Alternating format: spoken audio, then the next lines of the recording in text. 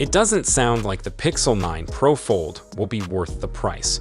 So hey everyone, I am Ayush, and if you are new here, don't be shy. Do subscribe now. I've been using my current phone, the Pixel 6 Pro, since launch, and I've long known that it's coming to the end of its life with me. After deciding against upgrading to the Pixel 8 Pro last year, I've made the firm decision to pick up one of the 3 incoming Pixel 9 Pro models, one of which is the Pixel 9 Pro Fold. I'm not going to lie, I've been mulling over whether I want to buy the Pixel 9 Pro Fold or not. Google did a great job with the original Pixel Fold, which is one of the best foldable phones, and there are some high expectations for its successor. The only problem is the darn price. The Pixel Fold started at $1,799 at launch, and we're fully expecting the 9 Pro Fold to cost at least that much, maybe more if Google pulls a Samsung. That price is the main reason why I probably won't pick up the new foldable Pixel. Non-foldable phones are already expensive enough as it is, and I can't really justify spending quite so much on a smartphone. Thankfully, some of the leaked specs, particularly the camera, are making me quite glad I don't have that kind of cash to burn. Pixel 9 Pro Fold camera specs are disappointing. Earlier this month, we heard a rumor, based on the Camera FV5 app's device database, that the Pixel 9 Pro Fold will pack a 48MP main camera lens and a 10MP selfie camera, which isn't all that impressive. 48MP is what the original Pixel Fold offered out back, and while 10.5MP is slightly better than 9.5MP, it still doesn't come across all that well compared to phones with 42MP, 35MP, or even 12MP selfie cameras. The database didn't reveal any details about the ultra-wide or telephoto lenses, meaning Google could still surprise us by ditching the original Pixel Fold's pair of 10.5MP lenses. That would definitely be a good thing, but depending on what the upgrades are, it could still see the cameras lag behind the other 2 Pixel 9 phones. There's no one factor in why I choose the phones I buy, but camera performance is a big one. Before buying the Pixel 6 Pro, I was a dedicated OnePlus user, but I got burned one too many times by mediocre camera performance and decided to make the switch to something better, while still maintaining a clean Android experience. Google Pixels are regularly high up on our list of the best camera phones, with a solid mix of quality hardware and software working in tandem. And since I prefer an optical zoom lens rather than just relying on digital, that led me to the Pro models. In my case, the extra cost involved was worth it thanks to that camera lens and the larger screen.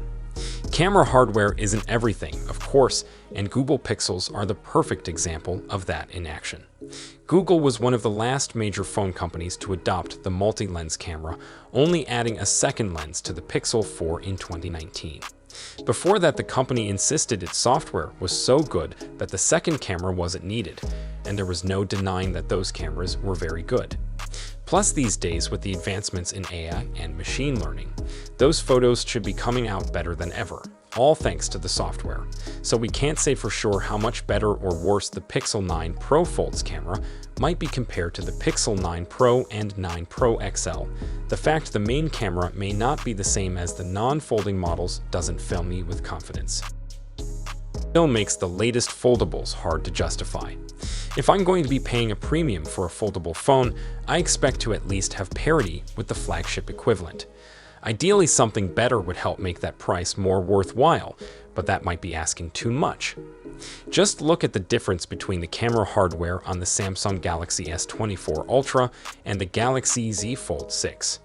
Thankfully, rumor has it that the Pixel 9 Pro Fold won't fall into the same traps as its predecessors and should come with some similar hardware, like the Tensor G4 chipset, 16GB of RAM, and a 6.3-inch cover display. However, the question remains whether the addition of a larger 8-inch foldable inner display makes it worth the rumored $1,799 price tag, especially when foldables like the Galaxy Z Fold 6 and OnePlus Open offer extra features like S Pen support or the best multitasking interface we've seen on a smartphone. But when it boils down to it, that price always comes back to the foldable screen. It's a gimmick, there's no doubt about it, and anyone that says otherwise is straight up wrong. But it's a cool gimmick. There's something neat about having a tablet-sized display without having to carry a tablet around. But is that gimmick worth almost $1,800? Not by itself.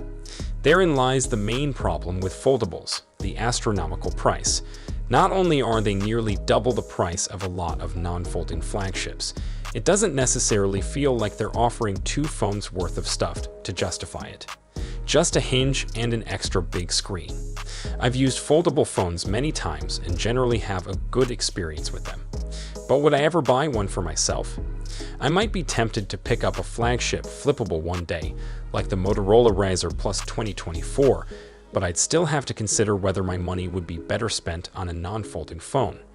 As for the larger book-style foldables, like the Pixel 9 Pro Fold is expected to be, it's not likely to happen anytime soon. Not only do I not have enough money to buy such an expensive device, I wouldn't be able to justify it if I did. Plus the fact that the specs of foldable phones keep disappointing compared to their non-folding relatives mean it's far less likely that I'm ever going to want to spend so much money on one.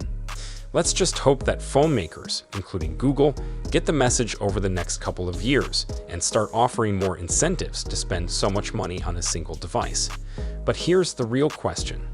With all these factors in mind, would you be willing to spend nearly $1,800 on a foldable phone, or do you think it's time we start demanding more for our money? Do let us know in the comments section. Hope you liked and subscribed to this channel. I will see you in next one.